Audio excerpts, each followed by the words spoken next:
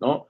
El ejemplo más claro, todos nosotros en algún momento ya hemos tenido algún paciente bajo efectos de sedación, donde pasamos o hacemos nuestras exploraciones y vemos que esas pupilas pues tardan un poquito más en estarse contrayendo, pues es ahí donde lo vamos a tener. Y bueno, finalmente llegamos a la E, la E nos habla acerca de la exposición que le vamos a tener que hacer a nuestro paciente en relación a poder hacer una exploración total y completamente de nuestro paciente, donde muchas de las veces solamente exploramos tórax anterior, abdomen y las piernas por la parte anterior, pero muchas de las veces pasamos de largo lo que es la columna cervical, columna vertebral, pelvis en la parte posterior, las piernas, y a veces tenemos pacientes, ¿no? Desafortunadamente por agresiones, que sufrieron pues sí, la mala fortuna de que les dijeron guárdame un cuchillo, guárdame un objeto punzocortante, o sufrieron alguna herida por arma de fuego, y justamente este tipo de situaciones conlleva que puede tener a lo mejor un orificio de entrada, pero no uno de salida, o puede tener un orificio de entrada, pero uno de salida también, y eso nos puede hablar acerca de la probable trayectoria y nos va a permitir discernir desde el punto de vista anatómico, conociendo esto, cuáles son los órganos que han sido afectados en relación a esto. Inclusive el tamaño o el orificio de entrada y de salida nos puede hablar acerca del calibre del arma de fuego con la cual se está traumatizando al paciente, y nos pueden hablar acerca también del intercambio de energía que se llegan a presentar con ellos. Ahora, ¿cuáles son las situaciones que debemos de evitar? Pues evidentemente evitar la hipotermia en el paciente, ¿sale? Evitar la hipotermia en ciertos casos. Claro, cuando hablamos de traumatismos craneoencefálicos vemos que justamente la hipotermia es una de las pautas terapéuticas o es parte del tratamiento perdón, para combatir pues, las complicaciones o limitar el daño.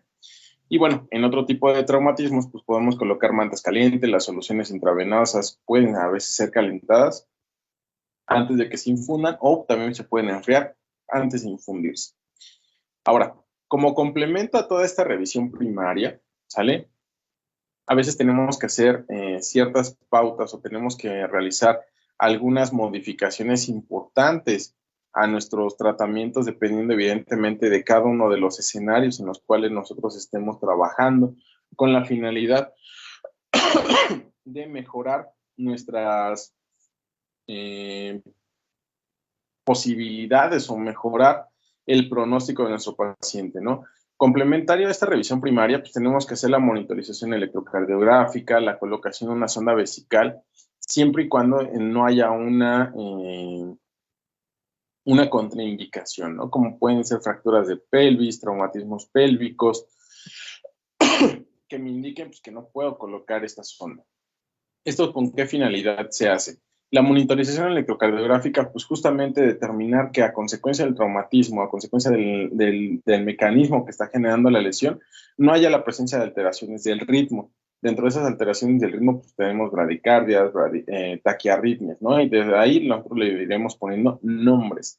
También, de igual manera, a consecuencia, por ejemplo, del síndrome de Crush, puede haber elevaciones de algunos electrolitos, potasio, puede haber problemas directamente con sodio, puede haber problemas con calcio que nos den alteraciones en este ritmo o en este trazo electrocardiográfico. La sonda vesical se hace con la finalidad de poder determinar la diuresis horaria y la perfusión renal. A nosotros en la especialidad no siempre nos dicen, ¿no? El gasto urinario es el gasto cardíaco de los pobres. ¿Por qué? Porque básicamente decimos, el riñón es el que necesita menor presión de perfusión. Si mientras haya orina, pues justamente estamos hablando de que hay perfusión todavía. Pero cuando ya no tenemos orina, no siempre nos indica un estado hemodinámico inadecuado, sino que también podemos estar hablando de procesos inflamatorios bastante grandes, como en el caso de la rhabdomiólisis, que nos van a estar generando problemas directamente con este funcionamiento renal por intoxicaciones, por la presencia de moléculas, entre muchas otras situaciones. Y bueno, la sonda orogástrica, eso es con la finalidad de evitar y reducir la distensión gástrica, sobre todo cuando tenemos pacientes desintoxicados y que sabemos que consumieron alimentos, para evitar también lo que son las aspiraciones, ¿sale? Toma de gases arteriales. En este sentido, La toma de los gases arteriales es para hacer valoraciones hemodinámicas, para hacer valoraciones metabólicas, establecer líneas de tratamiento. Entonces, una gasometría arterial me sirve para muchas, muchas cosas, dependiendo evidentemente el enfoque o la necesidad que yo tenga en este caso.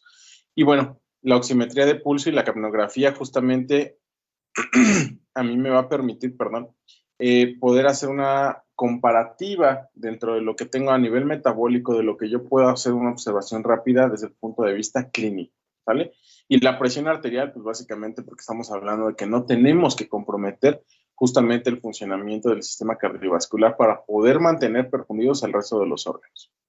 Y bueno, eso sería dentro de la parte inicial o la parte complementaria de lo que es la epidemiología del trauma, la cinemática del trauma, algunas generalidades también del sistema nervioso central y demás situaciones que nosotros tenemos que valorar. Ahora bien, si bien es cierto que tenemos múltiples patologías, ¿no? Desde el punto de vista de trauma, pues también hablamos que este módulo se trata de lo que es neuro. Específicamente de neuro, pues vamos a hablar acerca de lo que es el encéfalo, ¿sale? Y las dos grandes patologías que llega a sufrir el encéfalo, claro, de las dos grandes, porque tienen múltiples patologías, ¿no? No podemos dejar de largo también lo que son las meningitis, lo que son las hemorragias, lo que son las tumoraciones, lo que son problemas de hidrocefalia, entre otras muchas causas, ¿sale? Las principales que nos van a generar problemáticas o que nos van a comprometer directamente el funcionamiento de los encéfalos, pues justamente son los traumatismos. ¿Por qué? Porque ya estamos mencionando, ¿no? Son múltiples los tipos de traumatismos que estamos generando y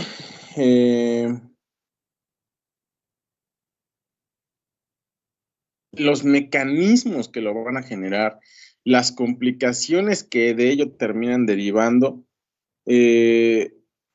pues son bastante importantes en relación a que muchos de ellos llegan a tener a secuelas importantes, que llegan a tener complicaciones con el establecimiento del tratamiento, que me van a limitar a veces inclusive también esta parte de poder limitar o ayudar al paciente a que no tenga una incapacidad tan prolongada, ¿vale? Dentro del punto de vista de esto, no me voy a limitar tanto a hablar acerca de lo que va a ser el tratamiento del traumatismo craneoencefálico, las opciones o lo que es tanto el proceso de neuroprotección. Para eso los invitamos a que vayan a ver el video. Igual pueden obtener su constancia, no es comercial, pero bueno, sí es comercial si quieren, ¿verdad?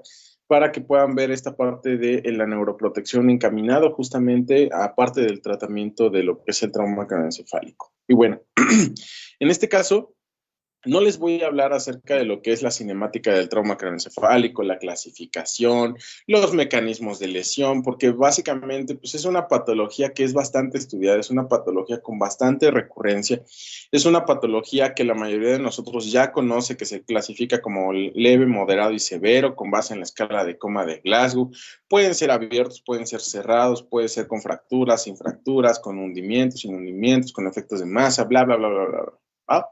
Y ya todos sabemos que dentro del punto de vista fisiopatológico, pues van a generar un proceso inflamatorio. Este proceso inflamatorio, pues me genera edema cerebral. Yo el tipo de tratamiento que le tengo que hacer, que son las tomografías al inicio, a las 72 horas, y que lo tengo que inducir un como barbitúrico, la terapia de hipotermia, el uso de las soluciones hipertónicas. Todo esto se los expliqué cuando vimos neuroprotección, ¿no?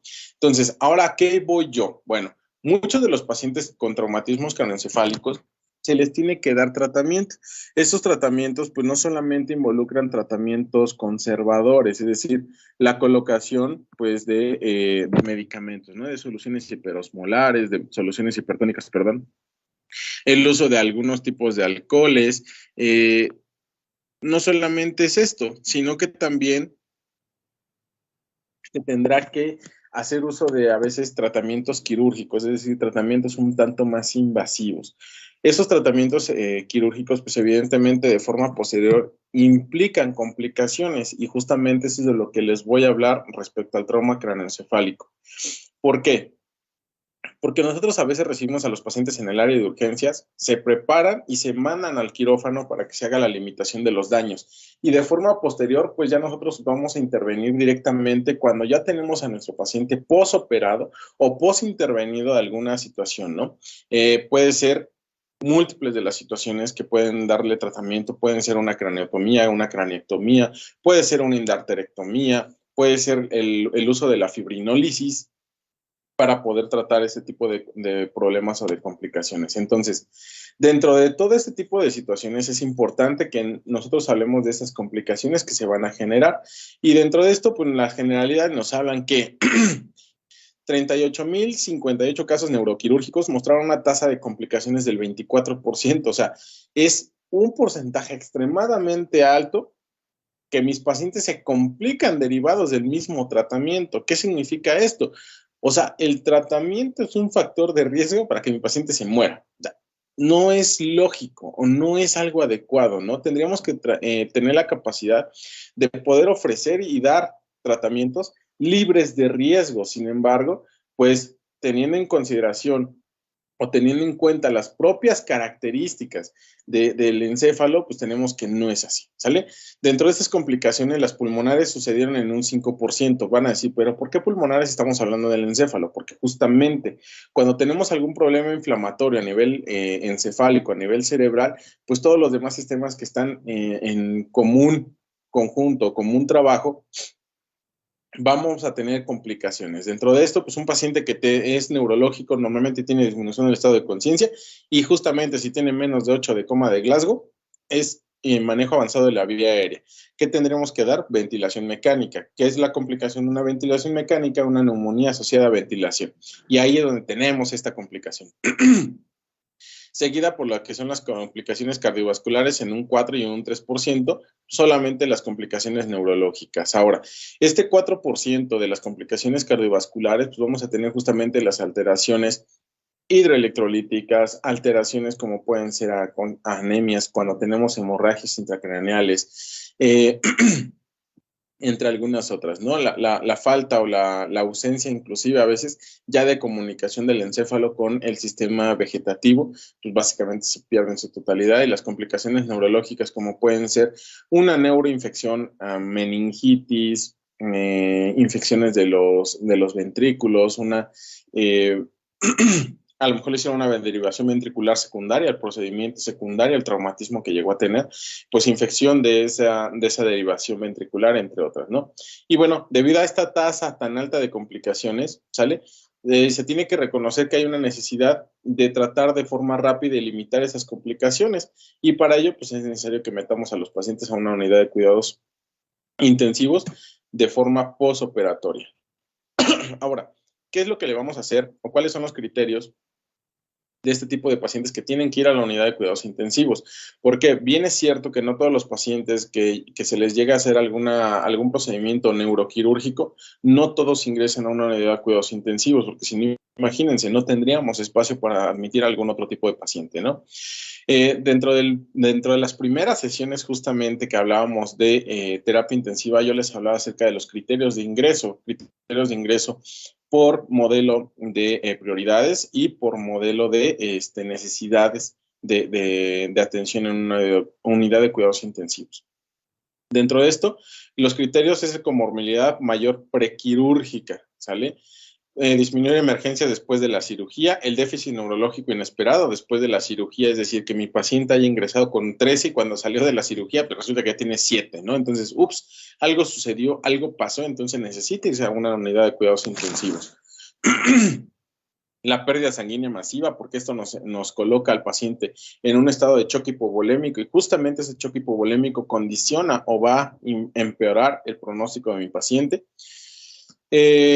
El índice Karnofsky, que sea menor a 80, ¿sale? La cirugía de la fosa posterior que incluye los nervios craneales 9 y 12 y las convulsiones postoperatorias, pues son pacientes que tienen que ir sí o sí para allá, ¿sale? El ingreso postoperatorio de los pacientes se va a enfocar en las necesidades de evaluación clínicas frecuentes para poder estar determinando, poder ayudar a identificar de forma rápida, temprana y limitar este tipo de complicaciones, ¿vale? Y bueno, así como también los efectos secundarios de la anestesia. Ahora, se tiene que hacer una disfuncionalidad para llevar a cabo las actividades normales y necesita asistencia médica por severidad. Es decir, yo puedo tener un paciente que justamente fue operado porque le hicieron una craneotomía, ¿no? Una craneectomía. Pero el paciente sale al área de cirugía general, donde el paciente puede comer, a lo mejor ligeramente asistido, pero él puede comer, ¿no? Tiene la capacidad de hacernos señas, de decirnos que necesita hacer la eliminación de los desechos de su cuerpo, orina, defecar, entre otras situaciones. Y justamente no van a poder ya tener estas capacidades y por eso es necesario meterlos a una unidad de cuidados intensivos. La otra es la falla de extubación traqueal en el quirófano, ¿sale? Cuando no hay esa capacidad para poderlo extubar porque hay mal manejo, porque no hay automatismo ventilatorio, porque justamente el estado de conciencia disminuyó, entre otras, ¿no? Y bueno, cirugías de duración mayor a 4 horas en decúbito lateral, y cuando hay sangrado intraoperatorio mayor a 350 mililitros desde acá arriba, porque normalmente este tipo de pacientes tendrán que quedar con algún tipo de derivación, algún tipo de drenaje para poder evacuar ese tipo de lesiones más grandes o más severas. Y bueno, estar vigilándolos justamente. Ahora, ¿qué es lo que vamos a tener que tener en consideración? Pues el traslado y la recepción del paciente en la unidad de cuidados intensivos es sumamente importante, ¿no? Para poder hacer este tipo de traslado de la unidad de quirófano a la unidad de cuidados intensivos, pues necesitamos justamente un camillero, un anestesiólogo, ¿verdad? Déjense los acerco. Necesitamos un camillero, ¿no? Ya saben, a veces brillan en los hospitales, ¿no? Vamos y lo buscamos o lo pedimos en Vale, porque pues sí, necesitamos sí o sí un camillero. Al anestesiólogo tiene que ir porque será quien haga la entrega del paciente para ver qué tipo de medicamento se le dio, para que podamos hablar acerca de los balances que se llegaron a tener, porque hay que recordar, ¿no? Si bien hay anestésicos que se pueden utilizar, hay algunos anestésicos que inclusive están contraindicados porque incrementan la presión intracraneal, tal el caso de la ketamina, pero si no teníamos otro tipo de medicamento, pues bueno, ¿cómo se dio ese tipo de anestesia y por qué es que se está dando la complicación para poder hacer la extubación de este paciente? Los neurocirujanos para que nos hablen acerca de los hallazgos, cantidades, tipo de procedimiento que se realizó, el abordaje y bueno, pues también cuál es el tratamiento, cuáles son los dispositivos que ellos dejaron instalados, muy probablemente en ese tipo de pacientes. Inhaloterapia, ya sea porque vamos conduciendo al paciente junto con un ventilador de traslado o porque pues desafortunadamente se sigue practicando, ¿no? El traslado de los pacientes con una bolsa mascarilla autoinflable o una bolsa mascarilla mejor conocida como AMBU, ¿no? Y vamos a necesitar 2 enfermeras. Entonces, en este caso, el personal que se necesita en mayor cantidad, pues van a ser justamente las enfermeras. ¿Por qué?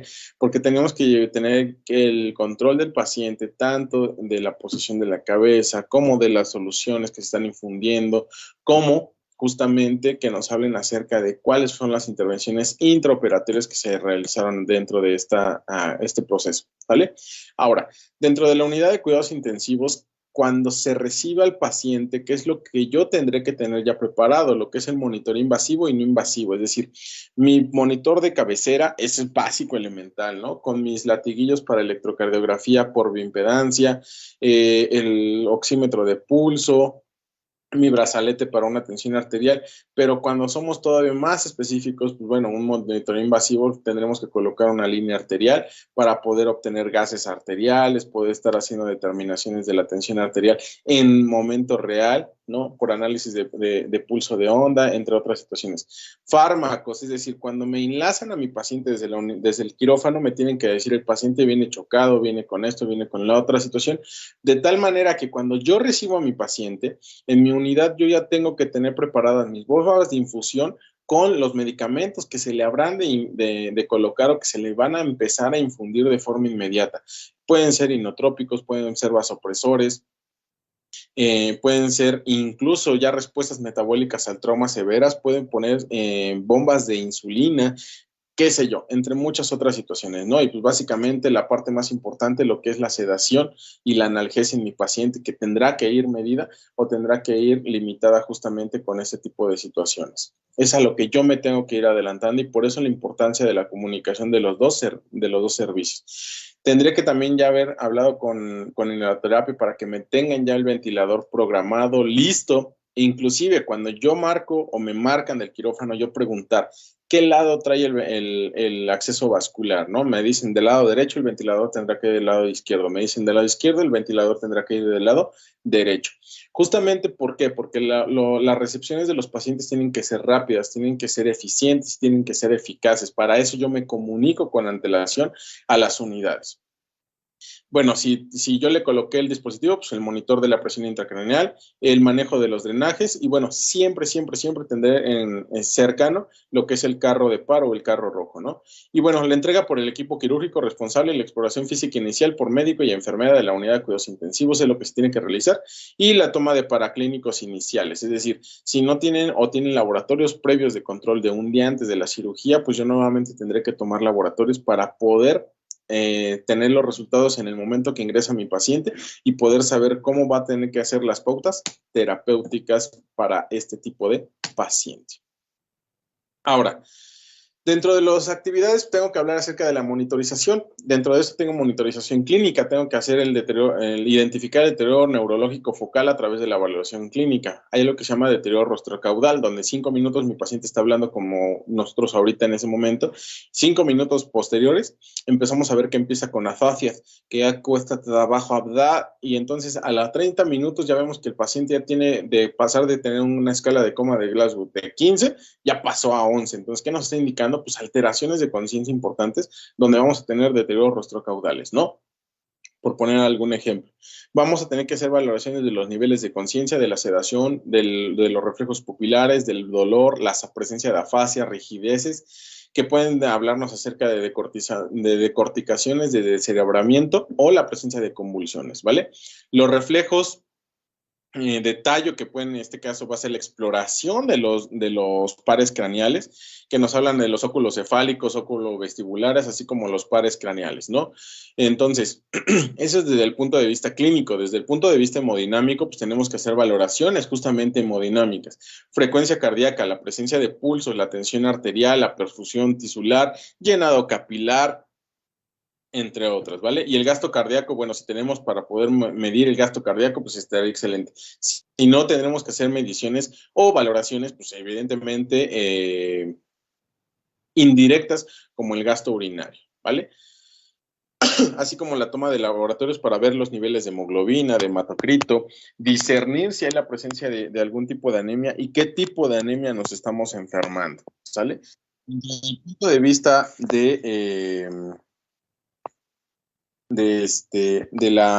del mantenimiento, de la valoración o de la monitorización respiratoria, pues vamos a tener lo que es la colocación de ventilación mecánica justamente con un PEP de 5, una saturación de oxígeno tenemos que mantenerla mayor al 90%, una presión arterial de CO2 entre 35 a 45, es decir, la normocapnia, ¿sale?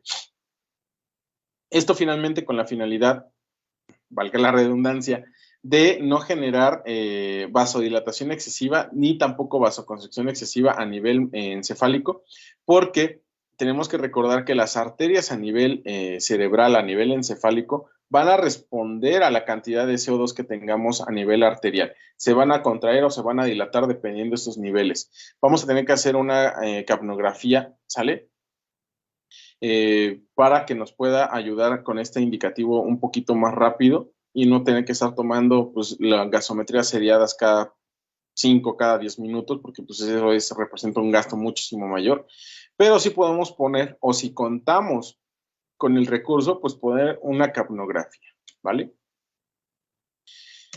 Bueno, perdón, punto importante es que los pacientes postquirúrgicos con una baja complianza intracraneal presentan un riesgo de desarrollo de la hipertensión endocraneal y la presencia de hipercapnia, es decir, compliance craneal, es decir, no se puede expandir el cráneo, ¿sale? Cuando les hacen craneotomías, pues a veces vemos que son craneotomías biparietales, entonces donde quitan los dos huesitos de acá, ¿no? y entonces el cerebrito tiene la capacidad de inflamarse más, entonces sería la compliance. Pero cuando hacemos o solamente tenemos tratamientos conservadores, la compliance está limitada a lo que el cerebro o el encéfalo puede inflamarse y a lo que la cantidad de líquido cefalorraquídeo pueda disminuir. ¿Qué significa esto? Que si se inflama mucho más el cerebro, pues le llega menor cantidad de sangre y al tener menor cantidad de sangre, pues la hipercapnia va a permear, eso vasodilata y eso genera un efecto paradójico porque la sangre que va a estar llegando se va a quedar en el encéfalo, pero no hay presión de perfusión suficiente para que haya ese intercambio de nutrientes. Ahora, desde el punto de vista intracraneal o la monitorización intracraneal, involucra tres procesos. Y digo tres procesos porque la circulación y la oxigenación nos van a dar como resultado en conjunto con la presión, la perfusión, ¿sale? Entonces, tenemos que mantener las presiones intracraneales de 7 a 15, ¿sale? Pero jamás deben exceder los 20 milímetros de mercurio. Y bueno, ¿por qué? Porque si no, después de los 20 milímetros de mercurio estaremos hablando de una hipertensión endocraneal o hipertensión intracraneal. ¿Sale? La presión de perfusión cerebral siempre la tendremos que mantener entre 60 y 70. Y esta presión de perfusión cerebral tenemos que recordar que se saca haciendo una diferencia entre la presión arterial media menos la presión intracraneal. ¿Sale? La otra es que tenemos que mantener una saturación específica de lo que es la sangre que llega al cerebro entre 50 y 70, ¿sale? Pero esto lo vamos a poder determinar a través de lo que es la colocación del catéter del bulbo de la yugular. A través de la colocación de este catéter se coloca en la yugular justamente, pero en lugar de que la punta se dirija hacia el corazón, se dirige hacia la parte superior. En ese bulbo de la yugular nosotros vamos a obtener muestras de sangre y vamos a ver que la concentración o la saturación de este oxígeno a nivel cerebral se encuentra entre 50 y 70%. Y eso nos va a hablar de que estamos hablando de una saturación a nivel cerebral pues adecuada, ¿sale? Y nos habla de un consumo metabólico de oxígeno pues adecuado. Ahora, la otra es la velocidad del flujo sanguíneo bidireccional. En este caso, pues vamos a estar hablando acerca del mantenimiento o el adecuado funcionamiento de lo que es las estructuras vasculares de lo que es el polígono de Willis, ¿vale? Y bueno, otros cuidados o otra monitorización tendremos que hacer de los que son los electrolitos, ¿sale? Justamente porque estamos hablando de que las hiper o las hiponatremias pues van a generar mayores problemáticas, ¿no? Las hipomagnasemias tenemos en ocasiones que administrar magnesio para prevenir convulsiones. Por poner algunos ejemplos, la glucosa, ahorita vamos a ver dentro de lo que son las 6 Ns, la importancia de esto. La glucosa, pues generalmente por poder osmótico es muchísimo mayor que el del sodio. Si tenemos hiperglicemias, pues esto nos va a generar mayores procesos edematosos, pero también si no tenemos glucosa, pues no le damos el sustrato necesario al cerebrito para poder funcionar de forma adecuada. Las gasometrías para hacer valoraciones de los estados hemodinámicos, repito, valoración de los estados metabólicos y de los estados ácido-básicos en la persona. Las tomografías axiales computarizadas, en este caso, pues para valorar la magnitud o la cantidad de edema que tenemos al inicio del tratamiento, cuando ya se le hace el procedimiento quirúrgico y a las 72 horas después de que se le induce el coma barbitúrico, pues bueno, poder determinar si podemos limitar ese coma barbitúrico o tendremos que seguir con el coma durante cierto tiempo más. Y bueno, un electroencefalograma para estar viendo justamente cómo se da este todavía proceso si no hay problemas o que nos estén indicando como muertes encefálicas a consecuencia de las complicaciones o el mismo tratamiento. Lo he mencionado en múltiples ocasiones, pues el uso de la analgesia es un punto o es un elemento fundamental en todo el paciente crítico, específicamente hablando del paciente neurocrítico, el dolor se debe de controlar sí o sí. Cuando nosotros tenemos problemas o tenemos dolor, normalmente generamos mecanismos defensivos. Dentro de estos mecanismos defensivos, inclusive, cuando ustedes saben que alguien les va a dar un golpe, generan presión en el tórax y eso genera presión acá arriba. Cuando han aspirado secreciones en algunos pacientes, me imagino, se han dado cuenta que cuando se aspiran, el paciente empieza a toser, se tiende a ponerse todo hiperémico a nivel facial y eso incrementa la presión intracraneal. ¿Y qué significa esto o en qué se traduce? Pues muchos más problemas a nivel del deterioro de las neuronas. Ahora, también vamos a tener que hacer valoración de los equivalentes somáticos y fisiológicos del dolor, frecuencia cardíaca, expresión facial, y para eso, por ejemplo, tenemos la escala de Campbell, ¿no? O la BPN, Behavioral Pain Scale, para poder hacer estas valoraciones en los pacientes, inclusive que todavía tenemos con ventilación mecánica, ¿sale? Los signos fisiológicos, pues ya estábamos hablando, taquicardia, hipertensión, taquipnea, desadaptación al ventilador, entre otros. Y los episodios de dolor aumentan significativamente la presión intracraneal, lo cual se traduce en un pronóstico peor. Recordar los efectos colaterales de los opiáceos, como puede ser depresión respiratoria, constipación, gastroparesia e hipotensión arterial, en este caso, porque recordemos que el analgésico que se utiliza con mayor frecuencia, pues es el fentanilo, ¿sale? Respecto a la sedación, pues tenemos que el dolor y la ansiedad inadecuadamente tratados, perdón, van a incrementar la lesión cerebral. Por esa razón es importante mantener a mi paciente sedado y bien analgesiado, ¿sale? Es importante dar analgesia respecto inclusive a veces de ventilaciones antiquísimas que se daban, donde dábamos miorrelajantes, ¿vale? Y bueno, la sedación excesiva puede causar depresión respiratoria e hipotensión, y entonces esto se asocia mayor a una neumonía asociada a la intubación. Entonces, ¿para qué justamente yo les estaba hablando en las medidas de neuroprotección? Pues se tiene que dar una sedación medida, una sedación adecuada a través de lo que se llama índice biespectral, ¿sale? No todas las unidades lo tienen, lo entiendo, pero en medida de lo posible, en las unidades que se tienen o las unidades de alta especialidad que lo cuentan con ellos, se tendrá que hacer uso de ello. Y bueno, en un paciente en la etapa posquirúrgica con valores de presiones intracraneales bastante inestables o curvas de baja compliance, ¿sale? No se deberá suspender la analgesia sin haber logrado primero el objetivo de la estabilización. Era justo lo que les menciono. Se tienen que hacer tomografías previas, tomografías a las 72 horas del coma barbitúrico para ver cómo va ese edema cerebral y si no, poder continuar con esta pauta terapéutica. Y bueno, la neuroprotección farmacológica, vamos a hablar un poquito rapidito de esto. Se dan con antagonistas de calcio, que es el nimodipino, 60 miligramos cada 4 horas, antagonistas del glutamato, que es el cefotel, y los inhibidores del óxido nítrico, que será Lubezole, ¿sale? Son medicamentos, pues, que se utilizan como neuroprotectores, sin embargo, pues, de todos estos, el más baratito, pues, es el nimodipino, ¿sale? Y digo baratito entre comillas, ¿vale? Que serían básicamente algunas de sus indicaciones.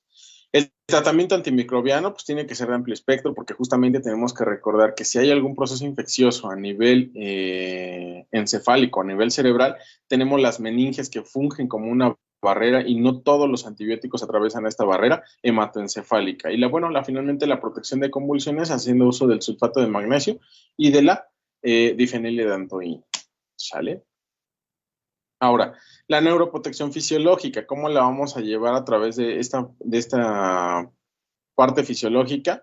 Pues no vamos a tener que permitir que exista procesos isquémicos, que no existan la presencia de hemorragias y bueno, a nivel metabólico tenerlo mejor controlado que se pueda, ¿sale? ¿Cómo vamos a lograr esto? A través de lo que se llaman las 6 Ns, ¿sale? Número 1 es la normotermia, es decir, mi paciente, ¿sale? Debe de estar por debajo de los 37 grados de la temperatura rectal, ¿sale? Básicamente, si hablamos de temperatura axilar, temperatura oral, pues siempre tendrá que estar bajo de los límites superiores de la temperatura. Entre que nosotros mantengamos a nuestro paciente entre 36, 36,5, 36,8, sin mayor problema, ¿sale? La normonatremia, tendremos que tener a nuestro paciente entre 135 y 140 mil equivalentes, ¿sale? De sodio, eso es bien importante. La hiper y la hiponatremia no son adecuadas en el paciente neurológico. Otra de las situaciones es la normoglicemia, ¿sale? Algunos autores, ¿sale? Alguna literatura le refiere de 110 a 150. Sin embargo, nuevas actualizaciones nos hablan ya de que son de 80 hasta los 180 miligramos sobre decilitro los lineamientos o las pautas para mantener esta normoglicemia en el paciente neurocrítico, ¿sale? La normocapnia, que va desde los 35 a los 40 milímetros de mercurio, normoxemia con saturaciones mayores al 92%. Y se utiliza esta normoxemia porque pues básicamente no todos los hospitales tampoco tienen esa capacidad o tienen esa posibilidad de estar realizando gasometrías arteriales de forma seriada o de forma continua y continua y continua. Para eso tenemos que entender que en la normoxemia se utiliza como un valor indirecto de lo que es la saturación de oxígeno a nivel arterial y que nos daría como resultado la presión arterial de oxígeno. Para esto, yo les recomiendo que ustedes se echen un clavado o revisen algo que se llama curva de disociación de la hemoglobina. Ahí en esa curva de disociación de la hemoglobina les van a explicar o se ve claramente que cuando tenemos una presión de más de 60 milímetros de mercurio, la saturación radica entre el 89 y el 90%. Del 91 ya llega a los 80 y del 92, pues ya estamos hablando de presiones de 90, un poquito más hacia arriba. Básicamente eso se llama curva de disociación de la hemoglobina. Y bueno, la normovolemia, tendremos que tener una PVC al inicio, aclaro, porque también en otros momentos, cuando hablamos de los cuidados cardiovasculares, yo mencionaba que la PVC hoy en día ya solamente tiene un valor muy efectivo en las primeras horas de atención del paciente, de forma posterior pierde esta especificidad, ¿sale? La PVC pues, tendrá que ser entre 10 y 12 centímetros de agua, ¿sale? Esas serían las 6 Ns. Ahora, los eventos neurotóxicos, ¿vale? Van a ser efectos que se dan a consecuencia de complicaciones, ¿sale? Esto puede ser a consecuencia de acidosis tisular. ¿Por qué? Porque a lo mejor yo no estoy ventilando de forma correcta a mi paciente, se está quedando sin oxígeno, o tengo problemas circulatorios, como pueden ser derivados del traumatismo craneoencefálico. Puede ser la acidosis tisular, activación de la cascada inflamatoria, liberación de interleucinas, factor de necrosis tumoral alfa, bla, bla, bla, bla, bla. ¿Sale? Liberación de aminoácidos, como va a ser el glutamato, el aspartato y la formación de radicales libres de oxígeno, ¿sale? Así como también la liberación de ciertas prostaglandinas que van a generar vasoconstricción a nivel cerebral y pues bueno, nos retrasan o disminuyen aún muchísimo más pues la presencia de este tipo de problemáticas directamente con la perfusión cerebral, ¿sale? Todo esto va a generar también en conjunto un proceso de vasodilatación, incremento de la permeabilidad de la barrera hematoencefálica, el incremento del edema y el incremento de la presión intracraneal. Es decir, aquí estamos hablando de dos fases, ¿sale? Una que sería un edema citotóxico y el otro que va a ser un edema vasogénico, ¿vale? Entonces, aquí, igual cuando les hablaba acerca de todas estas generalidades o de las características del encéfalo, pues justamente estamos hablando de cómo se dan estos procesos o qué es justamente el edema vasogénico y el citogénico, ¿vale? Donde hablamos de un círculo vicioso, donde si nos intervenimos en alguna de estas partes, vamos a tener un problema importante que puede derivar en la muerte del paciente. Ahora, si nuestro paciente tiene hipertermia, es un dato de mal pronóstico, ¿eh? Y bueno, la hipertermia en este paciente pues no siempre representa un proceso infeccioso, ¿sale? No siempre. Ahora, el sodio va a representar una de las situaciones importantes y es el electrolito que se encuentra con mayor concentración a nivel extracelular, ¿sale? Y es el que determina la osmolaridad, así como la tonicidad plasmática, ¿sale? Entonces, con la otra de las funciones, pues también funcionan dentro de lo que son las bombas sodio-potasio, son bombas proteicas, que lo que van a permitir es justamente el intercambio de estos cationes o de estos iones, ¿sale? Ahora, la hiponatremia, así como la hipernatremia, nos van a generar problemas importantes. Dentro de esto vamos a tener que van a ser síndromes del cerebro perdedor de agua, vamos a tener síndromes poliúricos y podemos inclusive tener procesos de pérdida de la mielina a nivel neurológico y esto nos va a generar pues justamente las crisis convulsivas en el paciente. Ahora, tenemos que utilizar básicamente lo que serían soluciones hiperosmolares, ¿sale? Para poder dar tratamiento a este tipo de pacientes y tendremos que también hacer uso de algunos alcoholes como el manitol que van a funcionar como diuréticos, ¿sale? Para tratar de deshidratar el edema que se presenta en el encéfalo.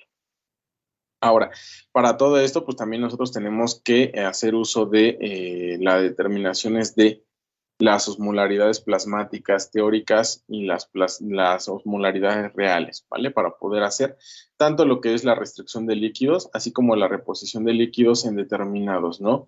En la restricción de líquidos, pues tendremos que darlo cuando tenemos trastornos poliúricos y la reposición de fluidos cuando tenemos síndromes en los cuales se está perdiendo sodio en exceso, ¿no? Que sería el cerebro perdedor de sal, la diabetes insípida, entre otros algunos. La normoglucemia, pues tenemos que la hipoglucemia, pues el encéfalo no lo tolera, ¿sale? Así, justamente así como ahorita ustedes y yo que no hemos desayunado a lo mejor y que ya nos empieza a dar sueño, básicamente es por la disminución de la cantidad de glucosa que tenemos, entonces el cerebrito pues justamente no tolera esta disminución importante de glucosa a nivel encefálico. Y la hiperglucemia, pues generalmente va a incrementar el daño cerebral por el incremento de la permeabilidad de esta barrera hematoencefálica, generando medidas inflamatorias, la inhibición del óxido nítrico, que va a ser un vasodilatador importante para que permita la perfusión, ¿sale? Y va a generar trombosis de la microcirculación cerebral, es decir, va a haber múltiples territorios a nivel cerebral que van a empezar a tener pérdida de la circulación por esta microtrombosis, ¿sale? Ahora, el daño neuronal secundario a la activación de la cascada neurotóxica sale por la vía del glutamato, la liberación de radicales libres y el disparo de secuencias genéticas que generan apoptosis, cuando tenemos también hipoglucemia, eso es lo que nos va a incrementar, ¿sale? Y bueno, la hiperglucemia pues es un marcador de severidad, ¿sale? Y la insulina es el único tratamiento específico, ideal para liberar o para mediar este tipo de problemas. A través de, también se utiliza como un neuroprotector, ¿vale? La normocapnia, pues nos dice que la vasculatura se dilata cuando los niveles de CO2 incrementan y esto modifica el flujo sanguíneo cerebral, así como también la presión intracraneal. Entonces, la hipocapnia ocasiona vasoconstricción y esto genera isquemia. Cuando tenemos isquemia, la celulita sufre y entonces tenemos un edema de tipo citogénico. Por el contrario, cuando esto del CO2 tiende a elevarse, pues vamos a generar vasodilatación, entonces incrementa el flujo sanguíneo cerebral, pero no hay una presión adecuada de perfusión que nos da como origen pues un edema de tipo vasogénico, ¿sale? Básicamente de eso trata. Bueno, este CO2 va a alterar el metabolismo celular, ¿sale? Provoca liberación de aminoácidos excitatorios. En este caso, estos metabolitos, excitatorios, lo que van a hacer es que generan descargas paroxísticas que básicamente se traducen en crisis convulsivas. Y bueno, todo esto desciende a la perfusión de los lechos vitales como el coronario, intestinal, ventilación y disminuyen la relación ventilación-perfusión. Inhiben la secreción de surfactante y bueno, pues también el pulmón tiene problemas, ¿no? Cuando veíamos también, si me han acompañado en otras sesiones o nos han acompañado en otras sesiones, veíamos causas del SIRA, ¿no? Del síndrome de insuficiencia respiratoria aguda, cuando veíamos cuidados cardiorrespiratorios, perdón. Dentro de eso, veíamos que problemas a nivel respiratorio causantes del SIRA también se clasifican como extrapulmonares. Aquí tienen uno de ellos, ¿vale? Entonces, para entender estas interrelaciones que guardan los diferentes sistemas entre cada uno de ellos. Y bueno, lo asegurar los adecuados niveles de hemoglobina, en este caso no solamente es la hemoglobina, sino también el hematocrito, ¿sale? En este caso el hematocrito es el componente importante del flujo sanguíneo cerebral, es decir, la cantidad total real que tenemos de sangre que está circulando, porque no es lo mismo que tengamos un hematocrito adecuado entre los 38 y 42 a que tengamos un hematocrito de 18, de 22, donde básicamente tendremos una volemia adecuada, pero pues básicamente es agua lo que está circulando y tenemos un compromiso importante en el medio de transporte de ese oxígeno, ¿sale? Y entonces tenemos que valorar la necesidad de hacer una transfusión en este paciente neurocrítico, ¿sale? Ya que tenemos que prevenir tanto lo que es la hipoxia, la hipoxemia y justamente pues la hipoperfusión de los demás tejidos.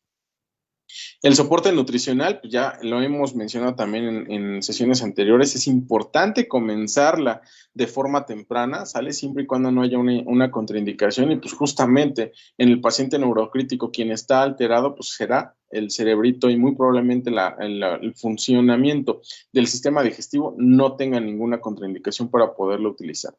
Y bueno, las células cerebrales se tornan disfuncionales y mueren con cualquier disminución significativa de los niveles de glucosa. Por eso también es importante darle el aporte calórico o de glucosa al paciente, pero pues obviamente no habrá ninguna mejor vía que justamente la vía digestiva. Ahora, dentro de todo este tipo de situaciones, la adecuada función intestinal, ¿sale? Disminuye la injuria cerebral aguda, previene el incremento de la presión intraabdominal y por consecuente el aumento de la presión intratorácica y de forma posterior la presión intracraneal. Es decir, hay básicamente interacciones importantes. ¿Qué es lo que también sucede? Que si yo no le doy alimentación a mi paciente de forma temprana o no lo comienzo a hacer uso de ese sistema, hay un proceso que se llama translocación bacteriana, es decir, las bacterias pasan de una porción a otra donde me van a generar liberación de gases y esos gases incrementan la presión, ¿sale? Y bueno, el reemplazo nutricional debe de comenzar de forma precoz dentro de las 24 a 48 horas posterior a la injuria cerebral, es decir, hoy me pego, el día de mañana ya me tienen que estar dando alimento a través de alguna vía, ¿no? Enteral en este caso. Y bueno, se requieren 2 o 3 días para ir aumentando progresivamente la alimentación hasta alcanzar los requerimientos necesarios. ¿Por qué? Porque si no también hay otro síndrome que se llama síndrome de sobrealimentación o de realimentación. Recordemos que todo el paciente que se encuentra sometido a un estrés por algún proceso de tipo patológico desarrollan esta respuesta metabólica al trauma, así como también justamente deriva en una situación que se llama anabolismo y catabolismo, específicamente del hipercatabolismo, lo que vamos a tener marcados aquí. Entonces eso nos va a exacerbar la presencia de hiperglicemia. Si tenemos hipercatabolismo y además damos una alimentación en su totalidad, la hiperglicemia va a estar presente siempre, siempre, siempre, siempre. Ahora, respecto a lo que es el manejo de los catéteres, heridas y drenajes, pues evidentemente tenemos que mantener lo que es la higiene, la posición adecuada de estos dispositivos, ¿sale? La curación con base en los protocolos o los lineamientos que tengamos, la vigilancia de los datos de infección, el funcionamiento adecuado, el sitio de donde se colocó y bueno, finalmente los cuidados de la herida quirúrgica también es importantísimo ver que se realicen de forma adecuada, que haya un proceso de cicatrización correcto, entre otras situaciones que tengamos que valorar de esto. Y bueno, la prevención de la trombosis, en este caso, pues tenemos que hacer la prevención de la trombosis venosa profunda. Ya puede ser tanto con medidas mecánicas como con medidas farmacológicas, ¿no? Sabemos que hacemos uso de las heparinas fraccionadas o heparinas de bajo peso molecular. Sin embargo, pues lo mejor de hoy en día, pues serán las heparinas que tienen mayor seguridad durante su administración. En este caso, enoxaparina, fraxiparina, anadroparina, ¿vale? Básicamente este tipo de heparinas que no representan un riesgo mayor de sangrado, pero si nosotros vamos a hacer también trombosis profiláctica de lo que es de los miembros inferiores, lo tendremos siempre que realizar con medias de compresión. Las medias de compresión ya vienen calibradas, nos van a dar un aseguramiento de mantener presiones de compresión específicas en las diferentes regiones en las cuales se divide el miembro inferior, de tal manera que prevenga la presencia de esta trombosis, ¿sale?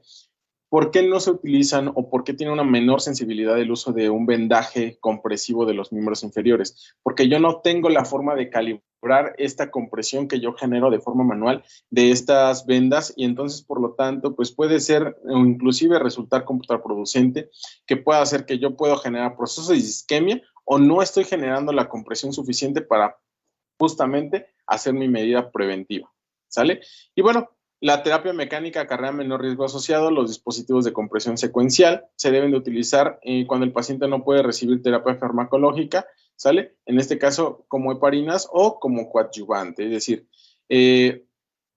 también, ¿qué otro mecanismo de la trombosis puedo utilizar? La movilización pasiva, ¿sale? Recordemos que básicamente esa trombosis incrementa el riesgo porque vamos a estar en un plano totalmente, sí, literalmente plano, donde puede haber éstasis venosa en una. Dos, puede haber trastornos de la circulación donde nos genera vasodilatación de esas venitas, perdón.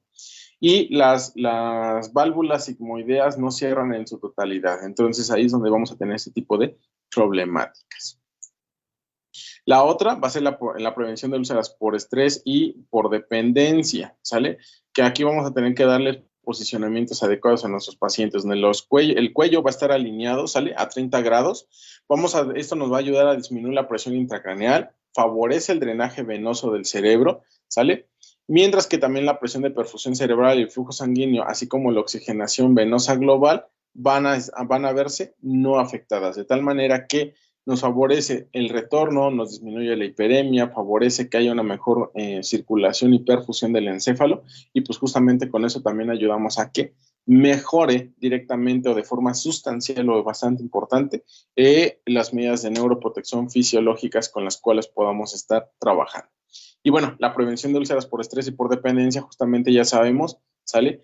Que es una de las actividades básicas elementales de nosotros como enfermeros.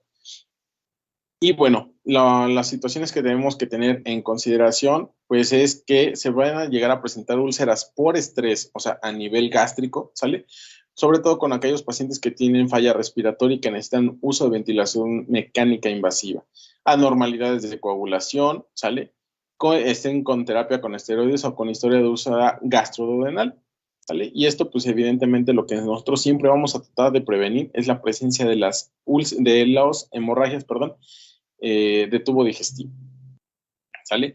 En este caso, para esto, pues ya sabemos que llevamos protocolos de movilización horarias con los pacientes, ¿sale? Tenemos que hacer también movilizaciones pasivas, la colocación de dispositivos que nos ayuden a proteger esas prominencias o estas salientes óseas.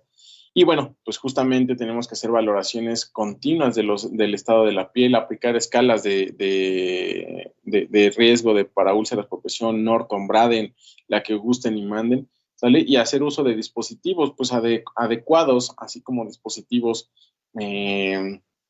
complementarios como pueden ser colchones neumáticos, ¿sale? De inflado secuencial, apósitos hidrocoloides, hidrocelulares, la protección de la piel, la hidratación, etcétera, etcétera, etcétera, ¿sale?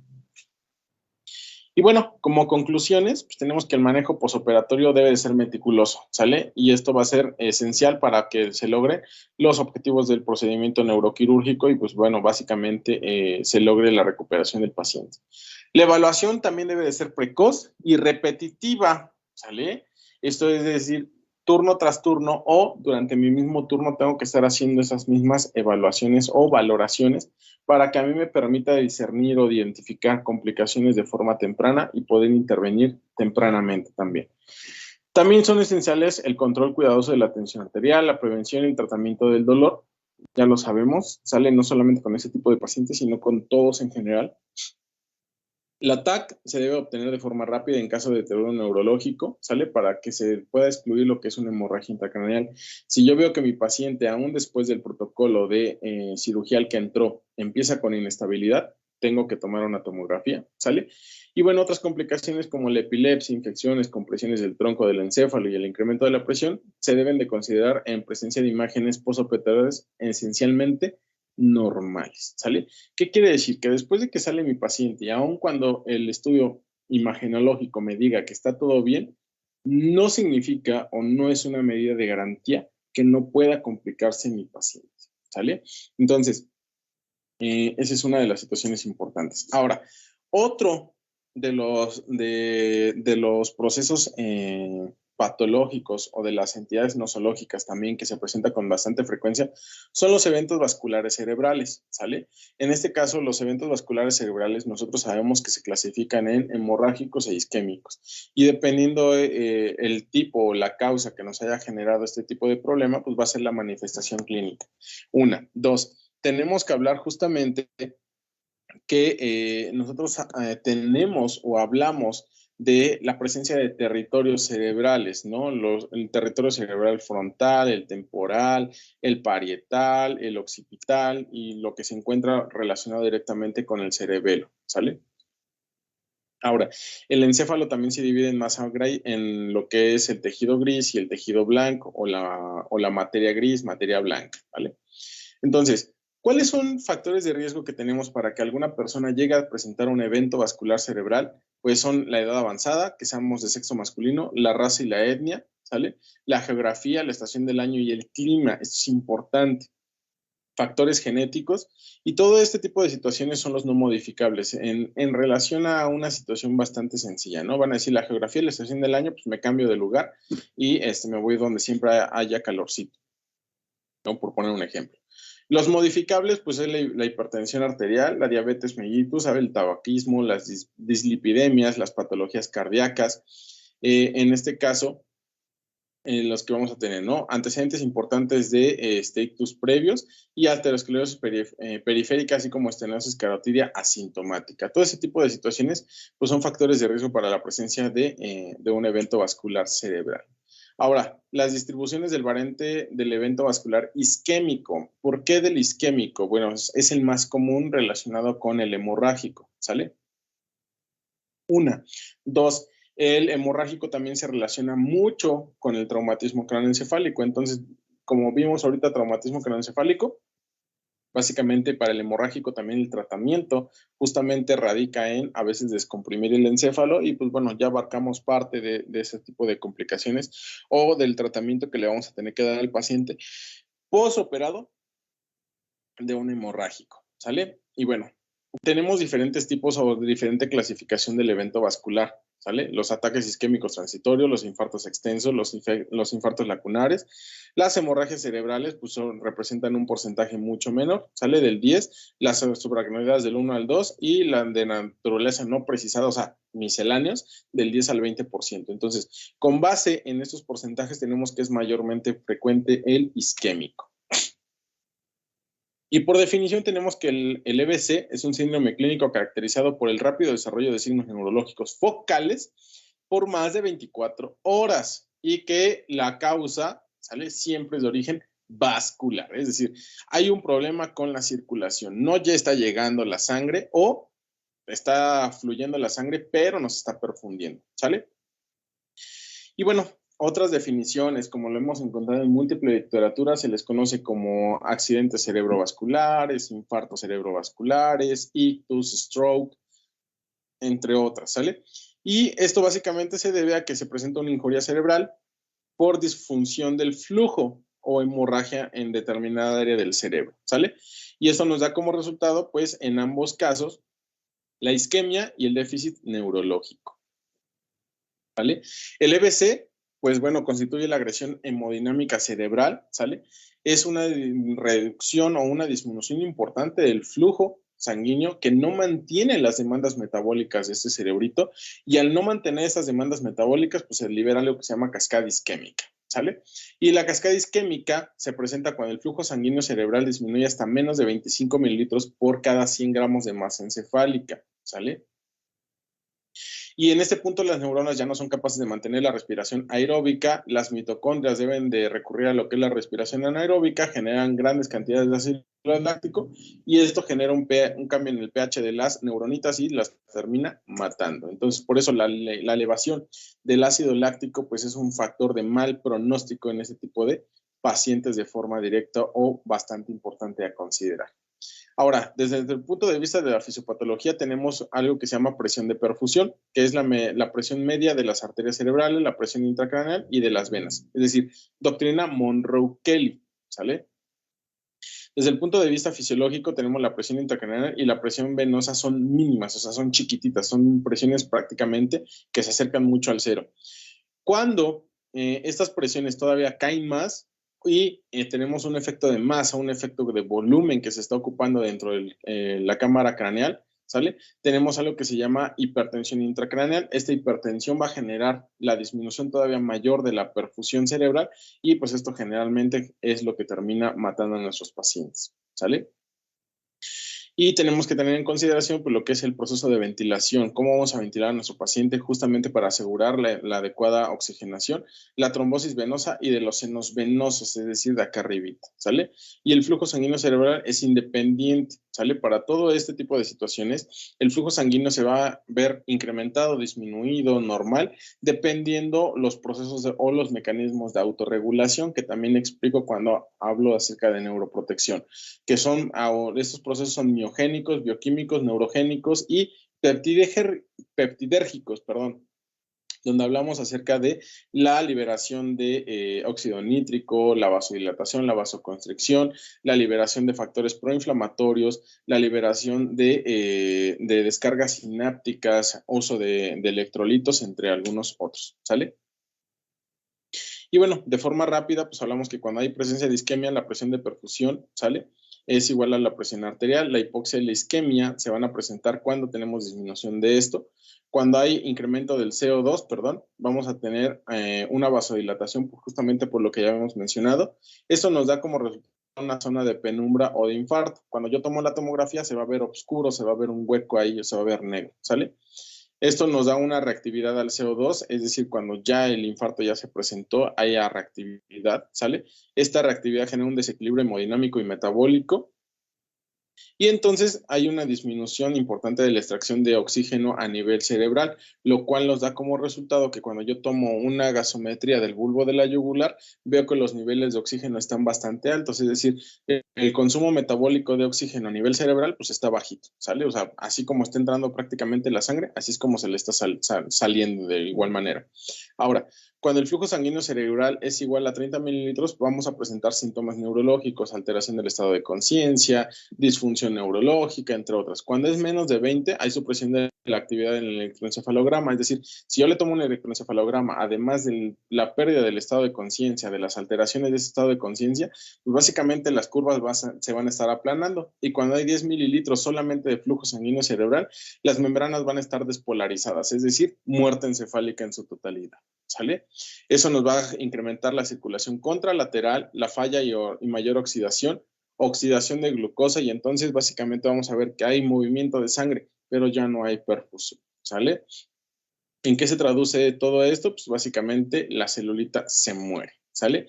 La isquemia también va a dar una pérdida de la reserva energética, la interrupción de las bombas sodio-potasio, perdón, la elevación del sodio y el potasio intra y de forma extracelular, y eso es como yo también lo puedo hacer valoración a través de los electrolitos. Va a haber abertura de los canales de calcio, voltaje dependientes, entra mayor calcio, liberación del glutamato y incrementa todavía esto más la despolarización de esta membrana, ¿sale?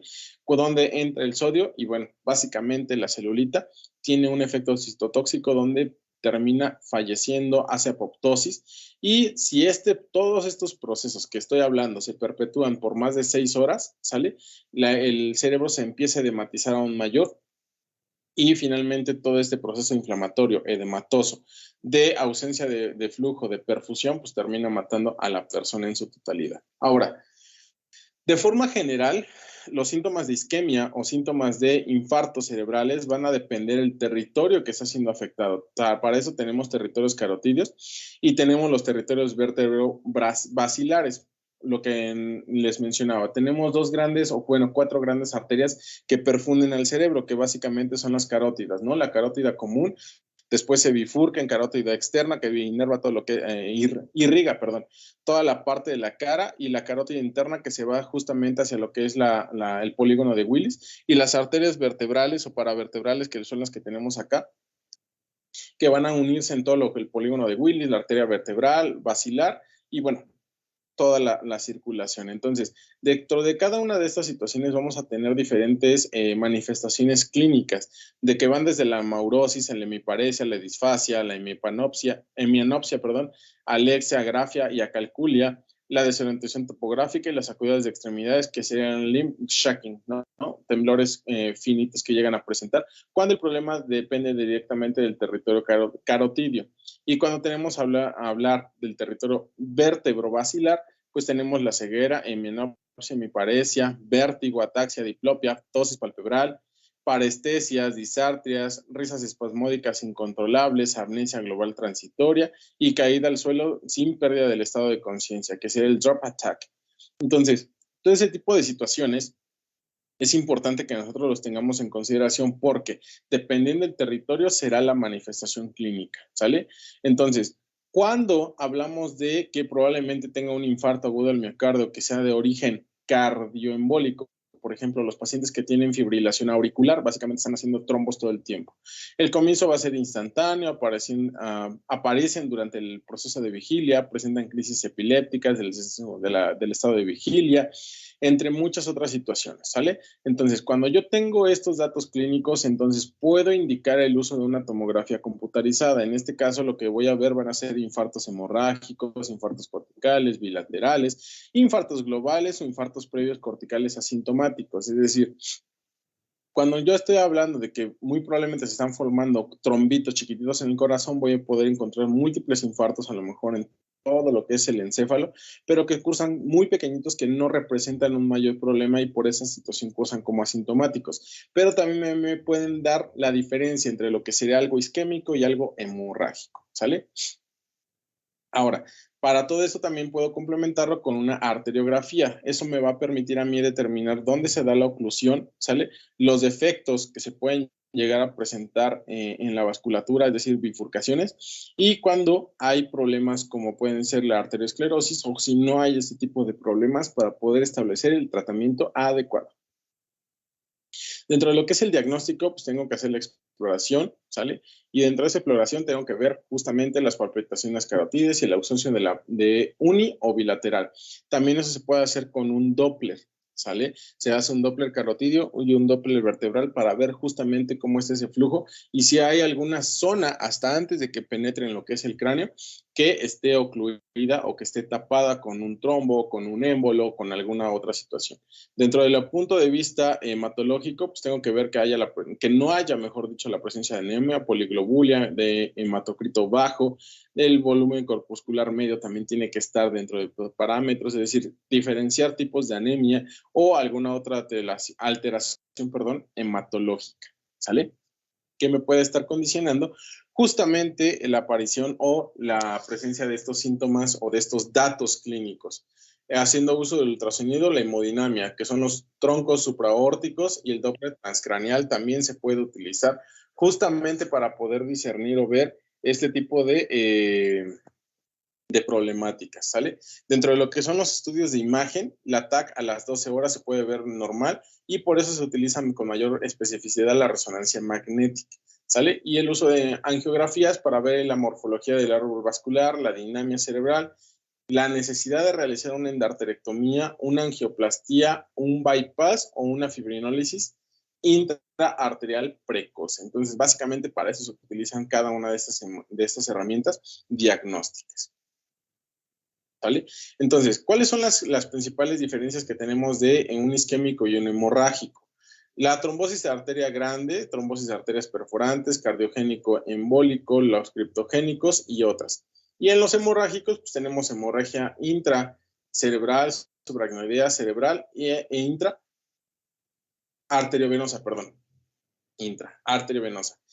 Y bueno, los síntomas, pues es el adormecimiento de la cara, debilidad, brazo, en particular de algún hemicuerpo, ¿sale?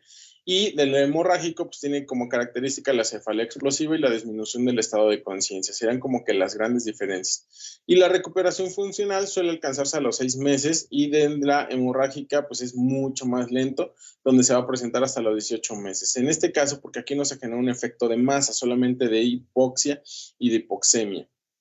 De hipoxia, y de baja perfusión. Y en el caso del hemorrágico se genera un proceso de masa que comprime a las neuronas y esto las lesiona mucho más que solo la ausencia o la falta de oxígeno. Ahora, dentro de esto también tenemos o lo podemos comparar si es de territorio izquierdo o de territorio derecho. Van a ser las características que nos van a dar, ya que recordemos que, bueno, tienen diferentes funciones. En este caso, pues la parálisis o debilidad del lado derecho del cuerpo, del otro lado, pues será del lado izquierdo. En este caso, porque los cablecitos literalmente pues los tenemos cruzados, ¿no?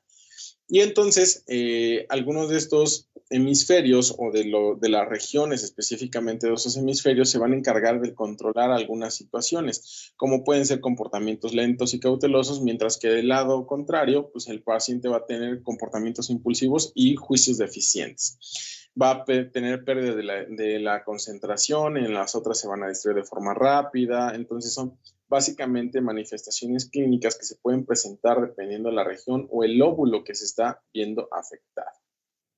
¿Sale?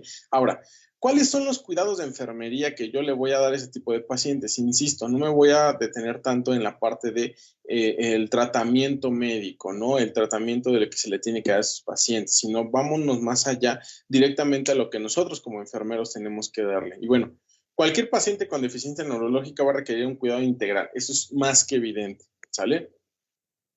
Dentro de esos cuidados integrales, pues justamente tiene que haber una exploración física, ¿sale? La exploración se debe de enfocar primeramente en lo que es la permeabilidad de la vía respiratoria, ¿sale? Porque tenemos que mantener el manejo de secreciones, un proceso de ventilación adecuada, el patrón respiratorio, los niveles de oxigenación, tengo que ayudar a eliminar esas secreciones que se pueden llegar a acumular, y entonces tengo que hacer valoraciones nuevamente de todo lo que hemos visto hasta ahora, ¿no? Reflejos de tallo, reflejos musculares, reflejos tendinosos, tengo que hacer la prevención de úlceras por presión, de úlceras por estrés, todo esto también se sigue aplicando a este tipo de pacientes. Nuevamente, se pueden utilizar tratamientos neuroprotectores como va a ser el nimodipino, ¿sale? El sulfato de magnesio también se va a seguir utilizando. En este caso, pues justamente lo que hablábamos también en relación a los cuidados de neuroprotección, dependiendo del tipo de EBC que haya sido y las secuelas, como las complicaciones, hay pacientes que llegan a quedar con dolor de tipo neuropático y pues podemos hacer uso de este tipo de medicamentos como puede ser la lamotrigina y la gabapentina, ¿no? Teniendo en consideración y recordándole al paciente que estos medicamentos llevan un tiempo de impregnación para que después de la tercera, cuarta semana ya ahora sí generen su efecto literalmente analgésico para quitar ese tipo de dolor neurogénico. El tratamiento quirúrgico también lo vamos a realizar a través de lo que es una endarterectomía carotídea o una hemicranectomía para poder quitar la plaquita que se formó o el trombo que se está formando y pues bueno, de ello dependerá también mis cuidados de enfermería que yo le voy a tener que dar, es decir, el cuidado del sitio de tratamiento, el cuidado de la presencia de algún tipo de hemorragia, el cuidado de la presencia de algún tipo de infección, la administración de medicamentos, de analgesia, de antibiótico-terapia, fluidoterapia, vigilancia de la tensión arterial, el control de los laboratorios y la interpretación de estos laboratorios, ¿no?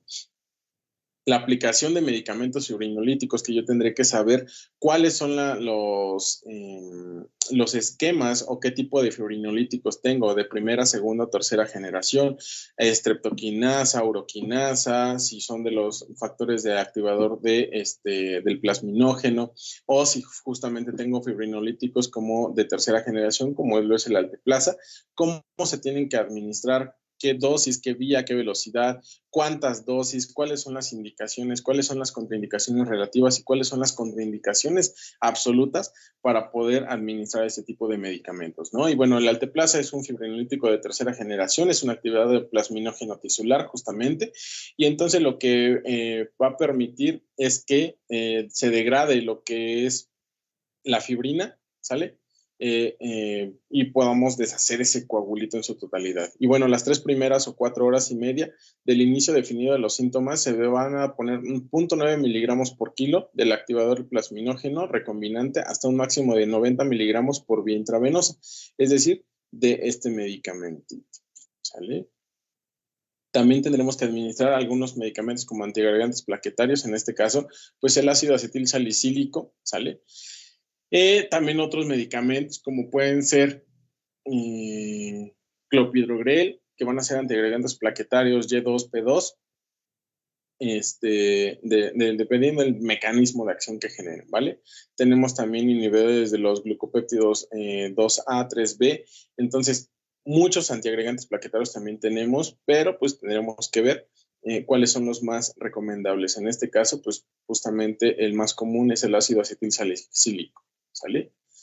Dentro de todo esto, tenemos también que hacer valoración de lo que son los estados respiratorios o el patrón respiratorio para que yo sepa cuándo voy a tener que intervenir colocando a lo mejor algún dispositivo, oxígeno suplementario y demás situaciones. El patrón respiratorio, vamos a tener que el común o el más frecuente que se llega a presentar es el de Cheyne-Stokes, ¿sale? Va a estar caracterizado porque tiene un aumento en la disminución de la frecuencia y la profundidad de las respiraciones, incluye breves pausas de apneas, básicamente se ven como ondas de audio, ¿no? Ahí es donde vamos a poderlos identificar. ¿Y qué significa esto? Pues que se observan lesiones cerebrales bilaterales profundas o en ciertas lesiones de tipo cerebral. Otra de las situaciones es la hiperventilación neurógena central, ¿sale? Que van a ser respiraciones muy rápidas y profundas sin pausas apneicas. Generalmente se observa en lesiones del mesencéfalo y de la protuberancia rostral. El apneico presenta pausas respiratorias o pausas respiratorias prolongadas de 2 a 3 segundos y se observa en la protuberancia medial y caudal. Las respiraciones de cúmulos son pues respiraciones muy juntitas, ¿sale? que son irregulares y jadeantes y separadas por pausas largas de apnea, y generalmente se observa en tipo de lesiones de la protuberancia caudal y de la porción superior del bulbo. Y la respiración atáxica pues, es un patrón irregular y aleatorio de respiraciones profundas y superficiales con pausas de apnea de forma irregular, y generalmente se observa en las lesiones del bulbo. Entonces, tengo que también hacer valoraciones del estado respiratorio de mi paciente para poder saber inclusive hacia dónde me están orientando este tipo de problemáticas, ¿vale? Y entonces aquí es donde vamos a tener a través de un monitor, cuando nosotros ponemos los monitores de cabecera, los monitores hemodinámicos de mis pacientes, yo lo que puedo valorar es justamente este tipo de patrones o donde yo lo voy a tener presente en relación a que yo pueda interpretar justamente lo que se ve en esas curvas ahí, ¿no? Si yo veo todo ese tipo de situaciones, pues ya le podré dar una interpretación. Ahora, la presión arterial. ¿Qué es lo que yo le tengo que dar manejo a la presión arterial? La presión arterial, justamente como le hemos venido revisando ya de varios puntos atrás, pues es lo que nos va a mantener perfundido no solamente al encéfalo, sino también a otros tipos de tejidos, y entonces no es la excepción referente al manejo del evento vascular cerebral de tipo hemorrágico o isquémico, ¿no? En este caso, se debe de controlar la presión arterial porque vamos a hablar acerca de la presión intracraneal y del flujo sanguíneo cerebral, así como la presión de perfusión cerebral. Justamente por eso la presión arterial debe de estar siempre por arriba de un parámetro normal para que nosotros podamos sacar esa diferencial menos la presión intracraneal y mantengamos una presión adecuada a nivel cerebral, ¿sale? Ahora, los signos de incremento de la presión intracraneal es una responsabilidad en los cuidados de enfermería del paciente crítico. Puede identificarse por alteraciones del nivel de conciencia, la reacción pupilar, la respuesta motora, los signos vitales y los patrones respiratorios. ¿Qué nos habla? ¿Quién es obligación mantener la presión? ¿De quién es obligación de poder identificar esos cambios de forma rápida que se puedan llegar a presentar e intervenir de forma específica? Pues es justamente de nosotros. ¿Sale? Entonces, esto es importante porque si yo tengo también capacidad para poder hacer mediciones de presiones intracraneales y tengo catéteres intraarteriales y demás situaciones, yo lo que voy a tener que ver son ese tipo de curvas, ¿no? Donde tenemos una presión de perfusión, la onda dícrota y la onda de disminución. Todo esto nos habla acerca de la capacidad de distensibilidad, y cuando tenemos esto, pues básicamente nos habla que no tenemos una distensibilidad adecuada y tenemos que hacer algo para que pueda haber esta presión de perfusión de forma adecuada. Ahora, la otra, tendré que hacer valoración de las pupilas, es decir, me hablan acerca del tipo de pupilas o la variante o la combinación de tipos de pupilas con un tipo de lesión. Tenemos lesiones diencefálicas del segmento mesencefálico ventral, protuberancial, periférica, del tectum mesencefálico, hipotalámica, y bueno, básicamente nos hablan acerca de cada una de las etiologías. Entonces, yo también tendré que tener en consideración cada una de ese tipo de manifestaciones pupilares con relación al territorio que va a estar siendo afectado a nivel del encéfalo, y eso a mí me va a poder permitir mantener o mejorar el estado de este tipo de pacientes. Obviamente esa escala hemos venido hablando acerca de ella, ¿no? Creo que no necesita presentación. En cuanto la vemos, pues justamente la podemos identificar, que sería la escala de coma de Glasgow en el paciente que todavía está consciente, y dependiendo la región o el territorio que sea afectado, pues va a permitir que el paciente esté consciente, ¿sale? O alerta, o tenga un estado de conciencia que nos permita hacerles evaluaciones, o ya no lo permita, ¿sale? Otra de las escalas que también vamos a poder hacer es para poder determinar cuál es la región que está siendo afectada, si solamente es la parte sensitiva o la parte motriz de este encéfalo, ¿sale? Recordando cuáles son las funciones de la masa o de la materia blanca y de la materia gris. En este caso tenemos la escala de Daniels, que se va a utilizar para hacer valoración de la fuerza muscular, ¿sale? En esta escala de valoración de fuerza muscular, pues tenemos 5 puntos, va del 0 al 5, ¿sale? Entonces también tenemos que hacer valoraciones de los pares craneales. En este caso, el bulbo y el nervio vago proporcionan control parasimpático del corazón. ¿Cuándo vamos a tener problemas a nivel miocárdico? Cuando tenemos, por ejemplo, taquicardias, bradicardias, o tenemos la presencia de algún tipo de arritmia que puede estar originado, puede estar por fuente etiológica a nivel del sistema nervioso central cuando tenemos alteraciones en esta inervación directamente hacia el corazón, ¿sale? En este caso, la estimulación del tronco encefálico caudal produce bradicardia. La estimulación simpática incrementa la frecuencia y la contractilidad, y las lesiones intracraneales, así como los cambios bruscos de la presión intracraneal, producen alteraciones del ritmo cardíaco, bradicardia, contracciones ventriculares prematuras, bloqueos auriculares y fibrilación ventricular y lesión miocárdica. Entonces, ¿qué significa esto? ¿Puedo tener alguna complicación a nivel cardiovascular de origen neurológico? La respuesta es sí. Esto es por inervación directamente, ¿sale? Ahora, ¿cuáles van a ser mis cuidados específicos? Cuando yo tengo hipertensión, ¿sale? Pues tengo que tener mantenimiento de la hipertensión arterial sistólica, la vigilancia de la presión intracraneal, los cuidados de drenajes y ventriculostomías, así como para mejorar la presión de perfusión cerebral, ¿sale? ¿Qué me va a dar esto? Pues una alteración de la conciencia. La presencia de convulsiones, pues obviamente tengo que dar manejo de las convulsiones. ¿Cómo voy a dar el manejo de esas convulsiones? A través de la administración de sulfato de magnesio como un repolarizante o más bien estabilizador de la membrana a nivel neurológico, ¿sale? Y la administración de DFH. Esos son los dos medicamentos de elección, ¿sale?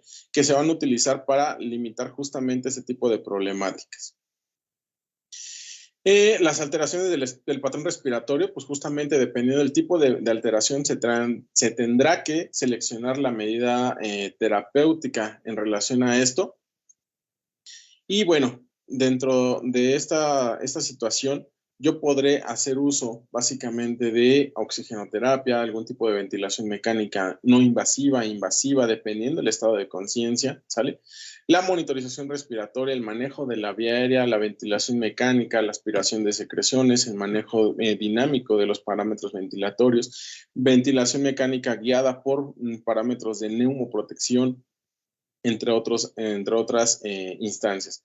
La parálisis muscular, terapia de ejercicios, movilidad articular y muscular, en este caso se refiere a pues, la incapacidad del paciente de mover un hemicuerpo o un hemisegmento corporal, pues yo tendré que hacer parte de esta rehabilitación o de la disminución de la atrofia de estas regiones. Tengo que disminuir el riesgo también de aspiración a través de la aspiración de secreciones, la terapia de deglución y la alimentación enteral por sonda. En el paciente que tiene esta capacidad para poder estarse alimentando, la terapia de deglución es importante para cuando se pueda enviar a su domicilio, ¿sale?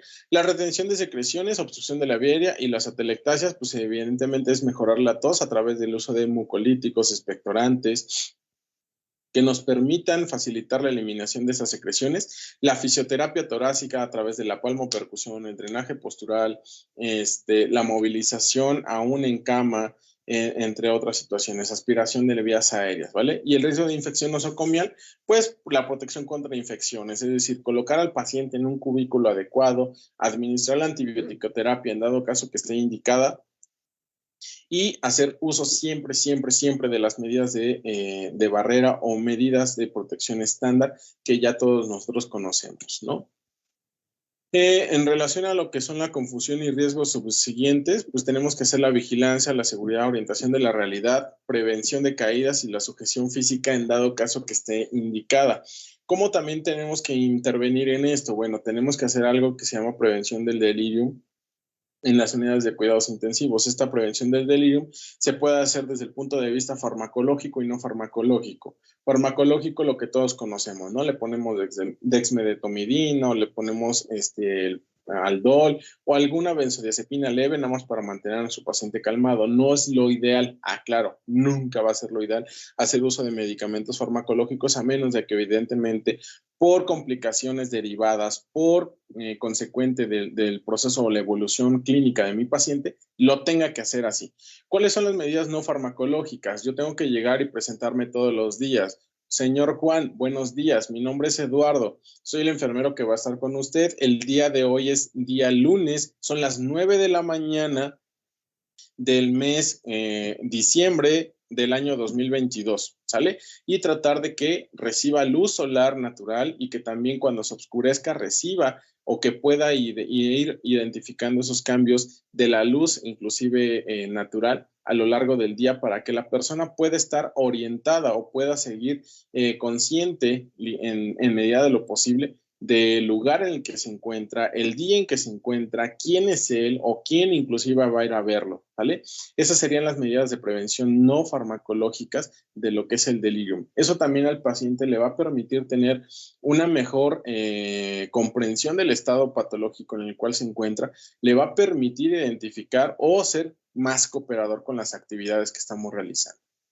Y bueno, dentro de lo que es la eliminación, vamos a tener el manejo de la eliminación urinaria. Para ello, a lo mejor tendremos que hacer la colocación de una sonda vesical, ¿sale? Los cuidados de esta sonda vesical, dependiendo del material, la vigilancia de los datos de infección, los datos de retención urinaria, la vigilancia de si hay sedimento, la vigilancia de ese gasto urinario, entre otras. Y el manejo del estreñimiento, que puede ser por deficiencia de potasio, por deficiencia de movilidad, por la administración de algunos opioides como van a ser para la analgesia, entre muchas otras situaciones. Yo tendré que estar valorándolo y poder establecer alguna pauta terapéutica específica para poder limitar este tipo de problemas. Y el mantenimiento de la higiene, pues es el mantenimiento de la integridad de la piel en su totalidad a través de baños de esponja, baños en cama, baños secos, baños con clorexidina, llámenle la variedad que ustedes quieran, pero tenemos que bañar a nuestros pacientes, tenemos que proporcionar estas medidas de cuidado de higiene,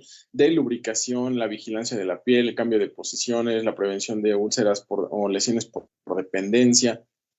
Y no solamente las úlceras por presión, ¿no? Sino también las dermatitis asociadas a la incontinencia, dermatitis asociadas a la humedad, entre muchas otras más variantes de problemáticas de salud. Entonces, estos cuidados básicamente, o por qué estoy contemplando el EBC y el traumatismo craneoencefálico, porque la mayoría de las veces parte de los tratamientos se van a complementar o se utilizan en ambos casos o en la mayoría de los casos de tipo traumáticos. Entonces, son los que generan o los que representan una mayor cantidad de dependencia al cuidado por parte del personal de enfermería, y cuando yo puedo o identifico este tipo de cuidados en su totalidad o de forma integral en el paciente, los puedo traspolar o los puedo aplicar también a otro tipo de paciente de tipo de trauma, que pueden ser fracturas, a lo mejor de miembros inferiores, donde el paciente a lo mejor, si bien tiene un estado de conciencia, pero va a necesitar que aún así yo lo ayude con la movilización, que lo ayude con la parte de la higiene, que lo ayude con la parte de la eliminación. Entonces, son los que representan un mayor riesgo o un mayor compromiso, así como el consumo de tiempo por actividad que yo tengo que realizar del cuidado con ese tipo de pacientes, y que cuando yo lo pueda dominar o cuando lo pueda introyectar a mis actividades de forma normal, lo puedo traspolar con otro tipo de pacientes, ¿no? Y entonces, la última fase de estos cuidados de enfermería, pues justamente involucra la parte rehabilitatoria, ¿sale? Esto de la parte rehabilitatoria, pues tenemos que mantener en óptimas condiciones la capacidad física, intelectual, psicológica y social del paciente. Por eso es importante que reciba visitas, por eso es importante que hablemos con él, por eso es importante que lo pongamos o que lo estemos probando o que lo pongamos a hacer diferentes actividades para recobrar algunas funciones básicas elementales, ¿no? Para eso podemos inclusive aplicar el índice de CATS para las actividades de la vida diaria, las actividades de la vida instrumental y demás situaciones, y determinar cuál es su nivel de dependencia. Vamos a tener que reducir las complicaciones secundarias de la inmovilidad, como pueden ser las infecciones, el tromboembolismo venoso y la hipotensión ortostática, la terapia del lenguaje, ¿sale? Y bueno, se recomienda el uso de la toxina botulínica para el tratamiento de la espasticidad posterior al evento vascular cerebral isquémico con propiedades funcionales. Entonces, no con efectos estéticos, aclaro, ¿sale? Sino con efectos terapéuticos directamente. Y bueno, con esto estaríamos dando por terminada la sesión del día de hoy. Con eso estaríamos terminando el tercer módulo, que sería de trauma y neuro. Y bueno, pues me gustaría saber si las personas que nos acompañaron el día de hoy tienen alguna duda, algún comentario que realizar,